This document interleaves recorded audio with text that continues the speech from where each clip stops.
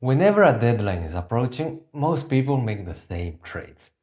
Sleep, exercise, proper meals, all things that you'll get back to once this is over. But right now, you have to trade for time. And it feels like discipline, like you're doing whatever it takes. But the hours you gain this way are not worth what you gave up to get them. Hey there, I'm Paolo. I make videos about confidence, self awareness, and productivity. Your brain runs on energy. And yet, the very first thing that we tend to give up when we are feeling overwhelmed are exactly the ones we need to restore that energy.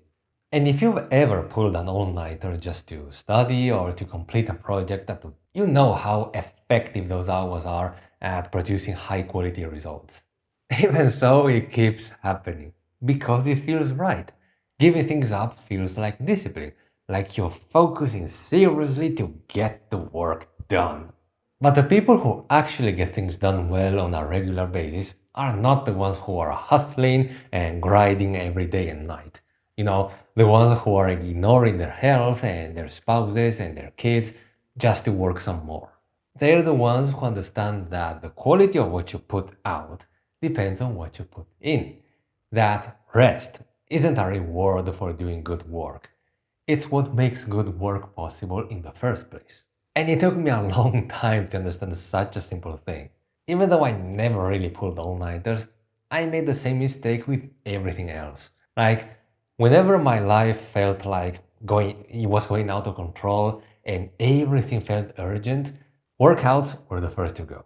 Then it was reading. Then it was piano practice. I told myself I didn't have time for those, that I needed to focus. But then I would just sit down and waste those extra hours scrolling on my phones instead of working. And we all do something like this, whether it's because of an approaching deadline or because it's a stressful period at work or in life in general. The good habits go first, everything gets harder, even more good habits go, and everything gets even harder. And most people, like my younger self, never connect the dots. So, what actually helps, whether you're up against a deadline or just going through a difficult time, isn't cutting your good habits, but protecting them even more. And the most reliable way to do that is to decide in advance which ones are non negotiable. Never decide when you're already stressed and already behind, because that's the worst possible time to make that call. When everything feels urgent, then cutting things, even the good ones, feels like the only thing you can do. But if anything has to go, then make it the distractions, the interruptions, the non urgent favors that you accepted without thinking. Those are what you cut, not the ones that are keeping you functional. So for me, sleep and my workouts are always on that list. And also piano practice, even if it has to be a shorter session. These aren't habits that I stick to only when things are going well. They are the ones that I protect, especially when they're not. Because when you're feeling overwhelmed, the habits that you feel like you don't have time for are exactly the ones you have to make time for. Because they will help you deal with the situation better and prevent things from getting worse. So, yeah, your good habits should always be the very last thing that you cut, not the first. Thank you for watching.